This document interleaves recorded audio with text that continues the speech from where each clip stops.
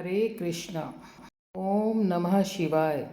मित्रों, पूरे 19 साल बाद सावन मास में अधिक मास का ये संयोग मिल रहा है। मतलब सावन के महीने में हमें शिव जी की कृपा के साथ साथ हमें श्री विष्णु जी की कृपा भी मिलेगी। दोनों की पूजा का संपूर्ण फल मिलेगा।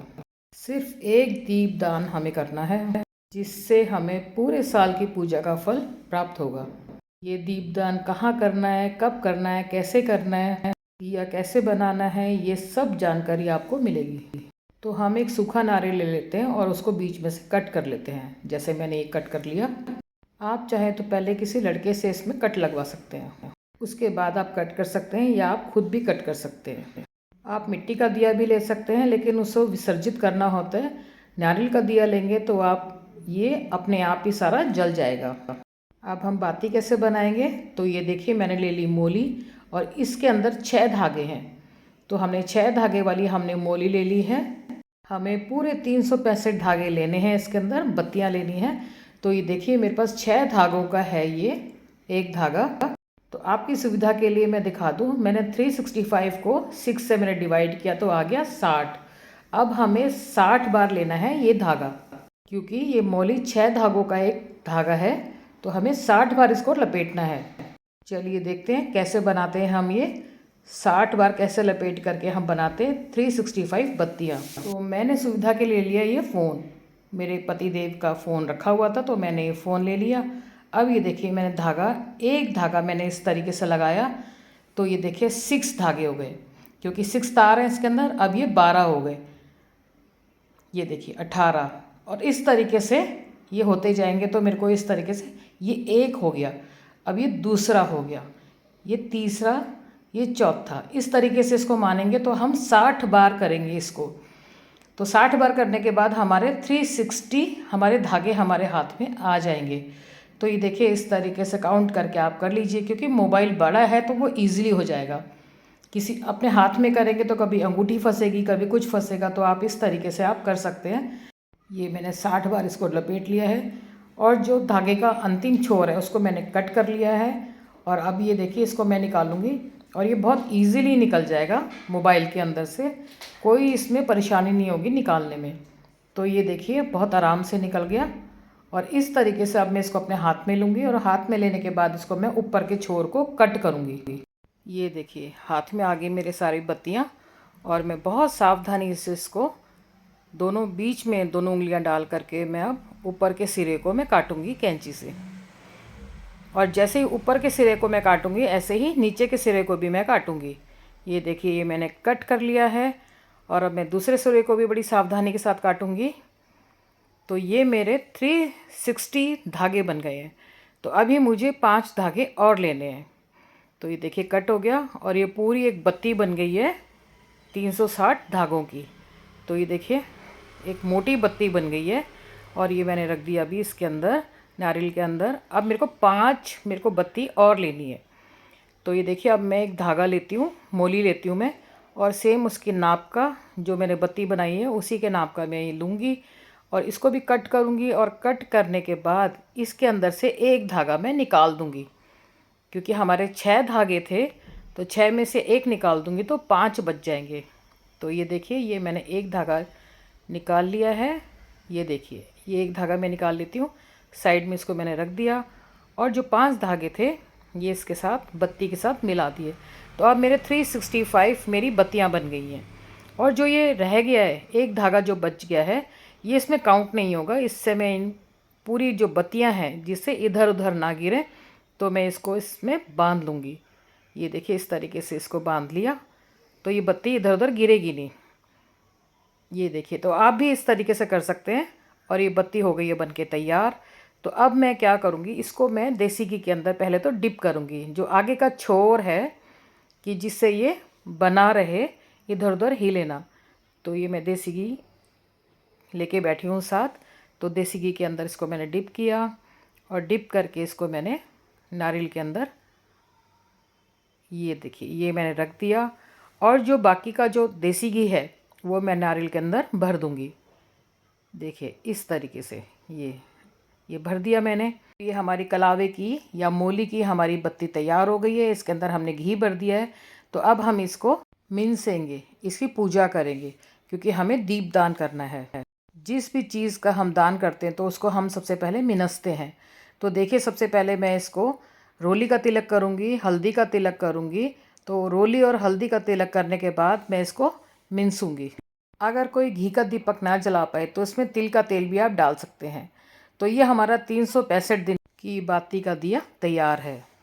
ये दिया हमें पूरे साल के पूजा का फल देगा।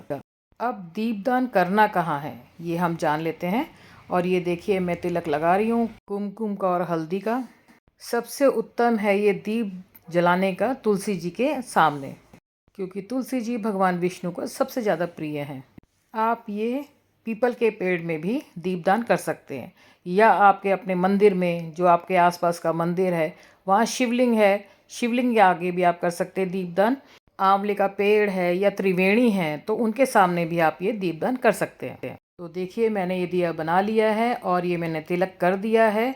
अब हम इसको मिनसेंगे, क्योंकि जब हम दान करेंगे तो हमें उससे पहले मिनसना होता है। तो देखिए, दिया तो मेरा हो गया तैयार, और देखिए कितना प्यारा लग रहा है ये दिया।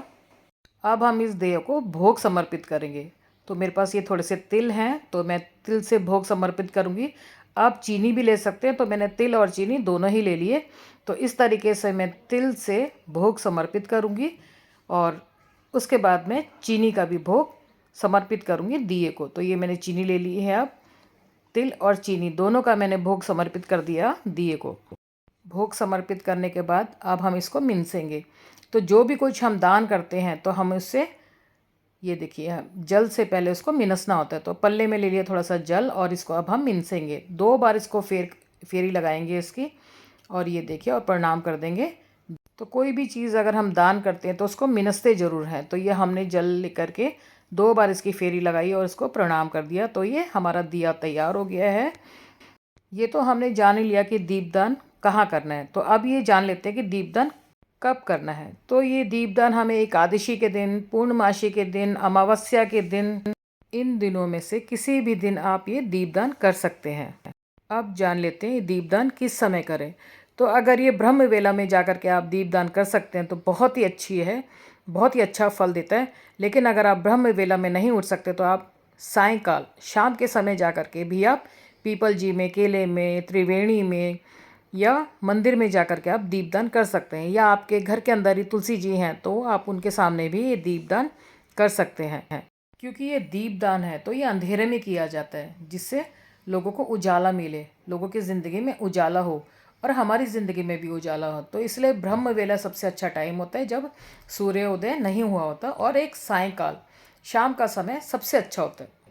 365 बाती का ये दीपदान इसलिए किया जाता है पुरुषोत्तम मास में, अधिक मास में या सावन के महीने में इसलिए किया जाता है कि जिससे जो पूरे साल में कोई एक दिन भी आपका कोई नागा हो गया हो या छूट गया हो तो वो इसमें आ जाता है, इसमें काउंट हो जाता है। तो इसीलिए 365 बत्ती हम बनाते हैं।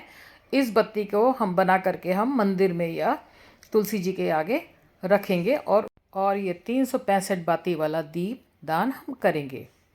अब ये तो बता दिया कहाँ करना है, कैसे करना है, कब करना है। तो ये सब मैंने बता दिया है। अगर आपको कोई भी डाउट हो, तो आपको कोई डाउट क्लियर करना हो तो आप मेरा ये डिस्क्रिप्शन में या मेरा वीडियो आप ये देख सकते हैं। और इससे रिलेटेड और भी जो भी कोई व्रत, कथा, गृहस्थ और पूजा के बारे में आप मेरे वीडियो को देख सकते हैं। पुरुषोत्तम मास या अधिक मास ये ऐसा मास है जो हर 2.5 साल के बाद आता है, और इसमें आप जितनी भी आप पूजा पाठ करेंगे तो वो आपको कई हज़ारों, लाखों, करोड़ों गुना आपको इसका फल मिलेगा। अगर आपने एक बार एक माला का जप किया है तो आपको उसको 1000 गुना के करीब फल मिलेगा। तो इसीलिए इस दिन बोलते हैं, पुरुषोत्तम मास में बोलते हैं, अधिक मास में ये बोला जाता है कि अगर आप जितना भी पूजा पाठ करेंगे, जितना भी दान पुण्य करेंगे तो वो आपको कई करोड़ों गुना मिलेगा। तो इसी तरीके से बोला जाता है कि अगर आप इस दिन, इन दिनों में आप भागवत कथा करेंगे या आप गीता पढ़ेंगे तो उसका भी आपको कई हज़ार गुना फल मिलेगा अधिक मास में। तो मैं आप सभी से हाथ जोड़कर निवेदन करती हूँ कि आप लोग इस दिन अधिक मास में और पुरुषोत्तम मास में आप गीता का पाठ करें रोज़, और श्रीमद् भागवतम का पाठ रोज करें। 10वां स्कंद जो है वो 10वां स्कंद तो बहुत ज़रूरी है इस अधिक मास में, पुरुषोत्तम मास में करना। तो मेरे जितने भी सब्सक्राइबर्स हैं और जो बाकी लोग जो मेरे को सुन रहे हैं और जो मेरे को देख रहे हैं, तो मैं उनसे हाथ जोड़कर विनती करती हूँ, अधिक मास में और मल मास में ये जो चल रहा है, आप जितनी भक्ति कर सकते हैं ठाकुर जी की, महादेव की, आप जितनी भक्ति कर सकते हैं, जितनी पूजा पाठ कर सकते हैं आप करिए, क्योंकि इन दिनों में करने से आपको कई हज़ार गुना फल मिलेगा। तो ये कईयों को नहीं पता होता, तो इसीलिए मैं आपको ये जानकारी के लिए मैं बता रही हूँ। तो आप इसी तरीके से पूजा पाठ कीजिए, और ये जो दीप दान का जो मैंने ये बताया है, ये आप इस तरीके से दीप दान कीजिए। हर एक व्यक्ति का, घर के मेंबर का हर एक एक दिया आप ऐसे इस तरीके से बना लीजिए, और सबके नाम का दिया जा कर के आप तुलसी जी में, पीपल जी में, मंदिर में जा कर के अगर आप दान करके आएंगे, तो आपको देखिए आपको कितना करोड़ों गुना फल प्राप्त होगा। तो मैं अपना ये वीडियो यहीं बंद करती हूँ और मिलती हूँ अगले वीडियो में किसी और इंटरेस्टिंग टॉपिक के साथ। तब तक देखते रहें व्रत कथा गृहस्थ को। हरे कृष्णा।